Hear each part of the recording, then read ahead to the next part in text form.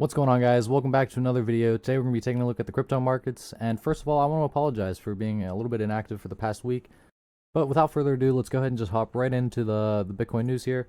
I have it open on another tab, and taking a quick look here, everything just looks extremely bullish. I mean, this looks like, unless we start getting some major news turnarounds, the fundamental, I guess, analysis, if you wanted to go off of the news, looks pretty bullish in my opinion. I mean, let's just go ahead and read some of these headlines. Bitcoin to come to the oldest bank, America's oldest bank, BNY Mellon, super bullish. Miami mayor wants to pay their citizens in Bitcoin, bullish. Let's see what else they have. How crypto adoption by companies like Visa, PayPal, and Tesla is creating a network effect. And just like in your own personal finance, the snowball effect is very real, and it does I think, apply to many different spaces, such as this. So once more companies like these continue to join the network, it will just have a snowball effect where the network just keeps on getting bigger and bigger as more and more companies want to join into the space. But that wraps it up, I think, for the news. Let's go ahead and hop on over to the Fear and Greed Index. You can see we're ticking to 93, extreme greed once again.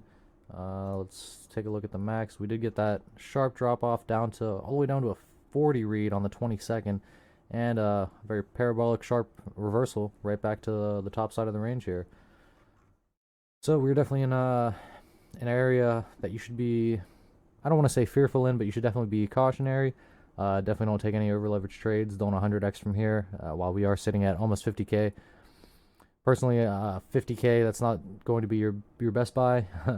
I would probably wait for a small pullback, maybe try to get something down in the mid 40s, 45k region. But I think let's go ahead and hop on into the charts with that. Start things off on CME here. We do have the weekly closure on CMEs coming in here, and spot price action does tend to follow CMEs.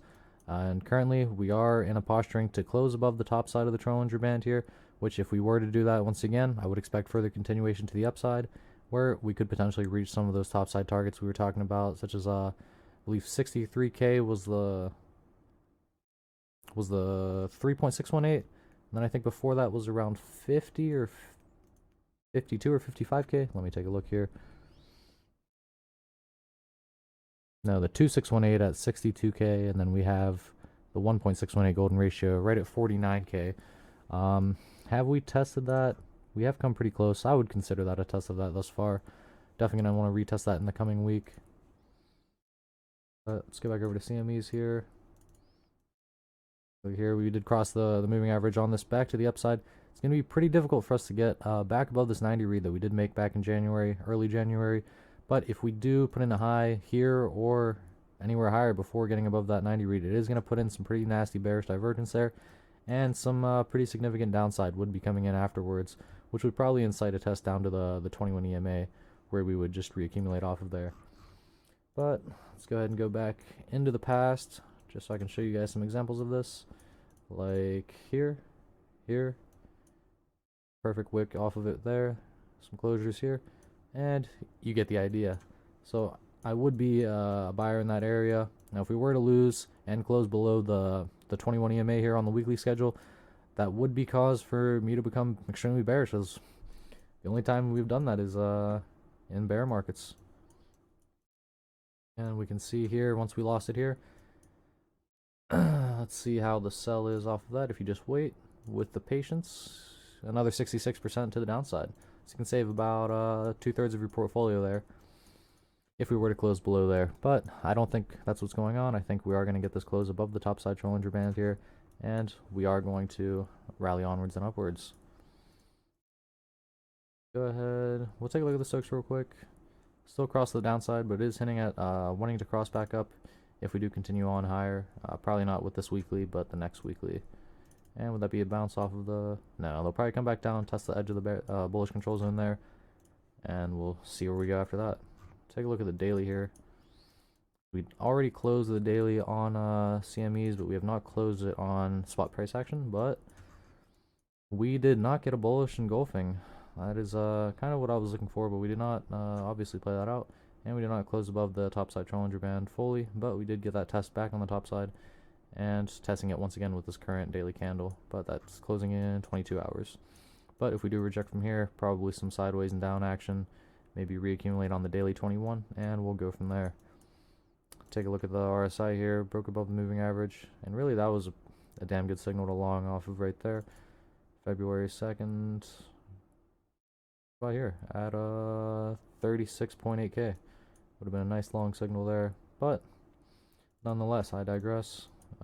Stokes on the daily, possibility of putting in that bearish divergence as well, and on the RSI as well, if we do confirm this as a local top, but it is yet to be done. And any wick below around 44.3k would do it for me, or any daily closure below 45k, I believe. Yeah, any daily closure before or below 45k on a daily schedule. And let's go ahead and hop on over to spot price action here. And go ahead and take a look at those targets one more time. Yeah, 2618, 61.6k, and if we were to reach there, I believe we would be extremely overextended. But if we just blast straight through there, we at the 3618 coming in at 74k. So that would be the next target after 61.6k with the retracements off of this formation here. Really, it's just the same signatures here. Possible bearish divergence if we confirm this is a local top, but as long as we close in the next 9 minutes in the current posturing, we do have a daily bullish engulfing candle, and I am extremely bullish off of that for further continuation to the upside. And any closure, especially above 47.6k, and I get really bullish closing back above the top side of the Trollinger band, and I get bullish for continuation to the upside once again. Pop down to the 12-hour here. 12 hours still not closed yet, obviously, but still not confirmed this as continuation or not. But we are getting a nice bounce off of that 12-hour RSI moving average. And take a look at Stokes. Looks like they want to hint to cross to the downside, but if we do cross back up from here, we'll probably test back up towards the 95-ish region, 97. And that would incite a pretty nice move to the upside. Take a look at the 4-hour here. 4-hour. Yeah, looks like you got a really good buy off of that 4-hour 21 EMA there. And then just rallying off of that so far. We did close on a higher high. And then hammer and currently a doji. So that's not the greatest looks. Doji sign of indecision there. But we'll see on the opening of the next. Still going to be maintaining above the 4-hour RSI moving average and in bullish territory. So that's a good sign. And crossing back up to the upside on the 4-hour Stokes as well. Alright, sorry about that, guys. Had to find a fresh chart here. But we're back here on the 4-hour on Bitcoin, and we have some levels laid out.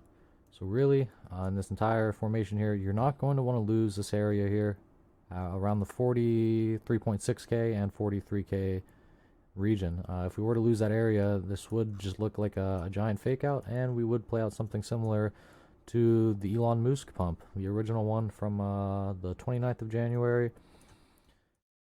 And this will not be looking good, but I currently don't think that's what's going on, as we are back above the previous resistance level here and finding support on it currently. And if we can begin rallying off of this, then this would look extremely bullish once again, and I don't think that we're going to come back down and test these lower levels. But the first area to look at is this 46.6k area to the downside. We do start closing below there on a 4-hour schedule. I would expect to test back down to around 45k, and kind of just stair-stepping down. If we were to lose this area, the 43k area, after losing these previous significant areas of support, that would incite a test back to the top side of the previous consolidation range back at 41k. And at that moment in time, we'll have to go from there, but it would not be the greatest of looks. Currently, this is kind of some crystal ball, but I think we are going to find the support here and rally offwards off of this. We have broken above the 4-hour RSI moving average, and the Stokes are getting crossed bullishly back to the upside once again. And let's go ahead and hop on down to the hourly here. Like, we do have this previous support trend line coming in. We did lose it momentarily, potentially a fake out of the bottom side. So we'll see if we can regain that and then confirm that as support once again, and potentially rally off of it. Let's go ahead and draw in a horizontal here for the hourly resistance, as it is different than the 4-hour. Bing bada boom. So this is the range that we're looking at currently. Currently between top side of the range 48.2k and around 45.2k to the downside on the hourly. Now if we were to lose 45.2k to the downside, it wouldn't cite, in my opinion, the test down towards this previous consolidation range. And to the upside, all we have to do is close an hourly above 48.2k and I get mega bullish for an extremely volatile move to the upside.